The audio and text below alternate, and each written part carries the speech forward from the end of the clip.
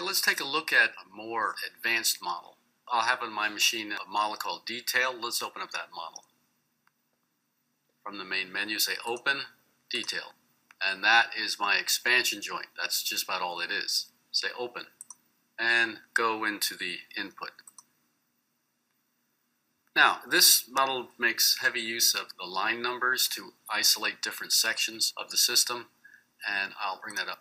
You'll see that I have defined, using different colors, different sections of the system. Let's go back to the plot here. Let's make this less visible. Here's my main line. So I'm going from this node through an expansion joint, another expansion joint. That's the main system. So we've done that already, straight pipe and expansion joints. Then we have a hinge plate assembly on the left and right.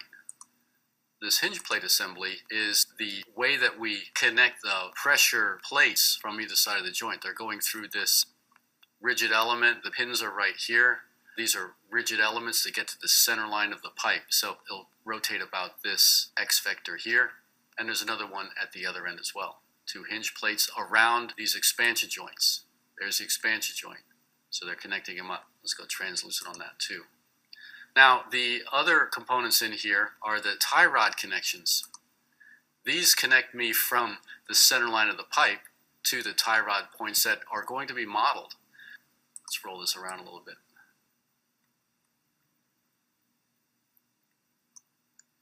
It is the rigid elements to get from the center line of the pipe to these 4 points out here. And there's one at the other end as well. And also at the midpoint. Again, this assembly gets us from the center line of the pipe out to the wall, and these golden colored restraint symbols are the node C node pairs that connect elements by pins and, well, hinges. The tie rods themselves are these 4 runs here that connect these outside points. This thing is a rather large contraption here, so there's actually supports for the center piece. There's a little stanchion here underneath the pipe, and that's supported off of these 2 springs below it, and there's one at the other end as well. So there you have the complete model. So yes, this is not a simple model, but if you are using such a device to reduce load, it is important that you model it more accurately than a single bellows would require. So this might be a useful example if you're trying to build more complicated models, or just showing you what some users do with Caesar 2 in order to evaluate these expansion joint assemblies. Now, we've covered all the different joints, the zero length, finite length joints, the expansion joint modeler, and here's a complex model. Those are the 4 types that were discussed in the lecture portion of this session. Now, let's go back to the model that we had earlier, the modeler. We have an expansion joint in the system. Is it properly designed?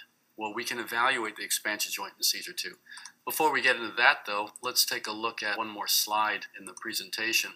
To evaluate the expansion joint, we can either do a unity check in Caesar 2 or the equivalent axial movement check in Caesar 2. These were discussed in the write-up. But where do we get the numbers? It's divided by the allowed axial movement, allowed lateral movement, allowed bending, allowed torsion. A lot of allowables in here. Where do they come from? Well, those are those numbers that I wrote down earlier. Now, if I had a 10-inch joint, 50-pound class, this is not our joint, and I want to compare the numbers that we get from the catalog and the numbers that we see in Caesar 2. This is a column of data I wrote down earlier for our expansion joint, the 20 convolution 8-inch joint. This is a 12 convolution 10-inch joint. So the allowed axial movement, 2.95, 2.95, 0.88, 0.88, 10 degrees, 10 degrees, rotation, 0.132, 0.132. So if you're using the modeler, you might want to note these numbers here, or even compare them with the catalog to make sure they're the proper numbers. But these are the numbers we're going to use in Caesar 2 for our input. So let's go to the main menu of Caesar 2 and evaluate that expansion joint. I'm going to not go to piping input. I'm now clicking on Analysis, Expansion Joint Rating. So from the main menu, I don't care what model it says up here, Expansion Joint Rating. The machine asks for a name for this little routine here, and I'm going to call it XJ, capital X, capital J. And it'll put it in the same folder that we're in right now. Say OK. Now, a lot of questions here. Geometry, displacements, rotations, allowed limits. Fortunately for us, most of this data is pulled out of input and output from Caesar 2. Note at the bottom of the screen it says get data from input file. Well, I'll click that. That sounds like fun. And so it'll ask me, well, what model has the expansion joint that you wish to evaluate? Well, that was called Modeler. So click on Modeler and say Open.